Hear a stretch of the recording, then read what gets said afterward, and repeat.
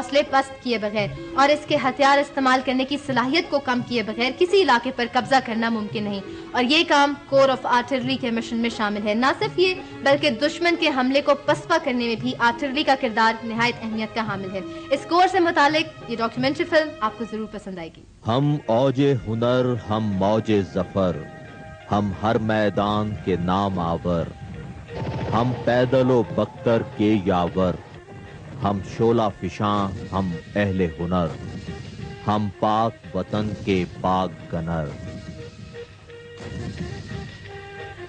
وقت کے بدلتے ہوئے تقاضوں کے ساتھ ساتھ بہتر ہتھیار ایجاد کرنے کی کوشش میں انسان نے ایک ایسی مشین بنائی جو پتھر کے علاوہ تیر پھینکنے کی صلاحیت بھی رکھتی تھی۔ یہی آرٹلری کا نقطۂ آغاز تھا۔ اس مشینی ہتھیار کا نام بالستہ تھا۔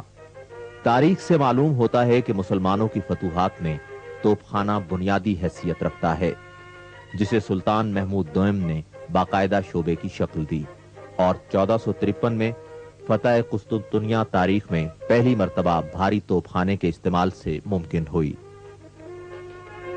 برے صغیر کی جنگوں میں توپوں کا باقاعدہ استعمال 16ویں صدی عیسوی میں ظہیر الدین بابر نے کیا۔ توپ ترکی زبان کا لفظ ہے اور توپ کے شعبے کو توپ خانے کا باقاعدہ نام بھی مغلوں نے دیا۔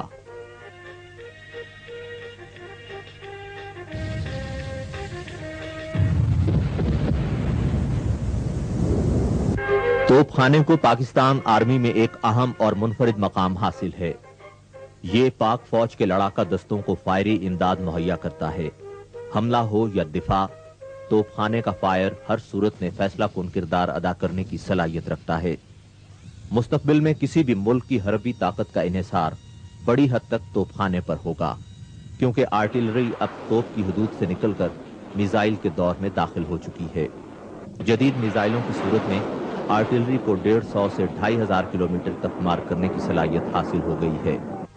توپ خانہ اب پیدل اور بختر بند دستوں کو راست امداد مہیا کرنے کے علاوہ دشمن کی جغرافیائی حدوں میں دور تک مار کر سکتا ہے اور اس کی دفاعی صنعت کو بھی نشانہ بنا سکتا ہے۔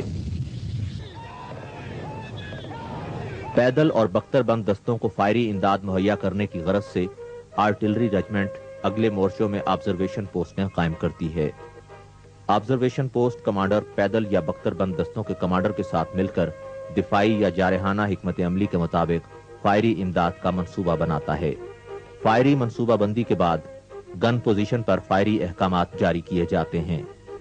Observation post commander fire control کرتا ہے اور ضرورت کے مطابق اس میں تبدیلی کی جاتی ہے۔ آرٹلری آبزرویشن پوسٹ اپنی ذمہ داری کے علاقے میں دن رات چوکس رہتی ہے اور دشمن کی حرکت پر کڑی نظر رکھتی ہے۔ آرٹلری کے مقاصد اور توپوں کی رینج کو مد نظر رکھتے ہوئے اسے فیلڈ، میڈیم اور ہیوی آرٹلری کے شعبوں میں تقسیم کیا گیا ہے، جو 12 سے 30 کلومیٹر کی دوری تک فائر کرنے کی صلاحیت رکھتی ہیں۔ آرٹلری کا ایک اہم شعبہ لوکیٹنگ آرٹلری نہایت ہی اہمیت کا حامل ہے، جس کا بنیادی مقصد دشمن کی گن پوزیشنوں کا کھوج لگانا ہے۔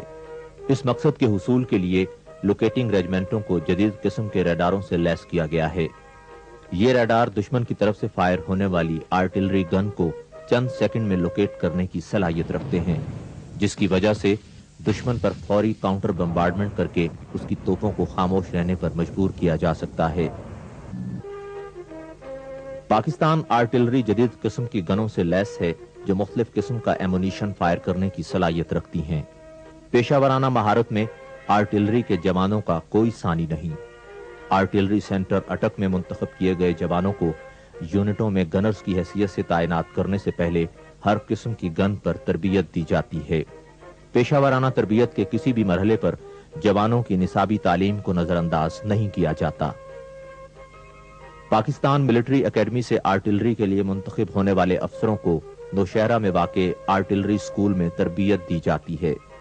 اس سکول کو بین الاقوامی سطح پر بڑی شہرت حاصل ہے اور کئی غیر ملکی افسر بھی یہاں تربیت حاصل کرتے ہیں۔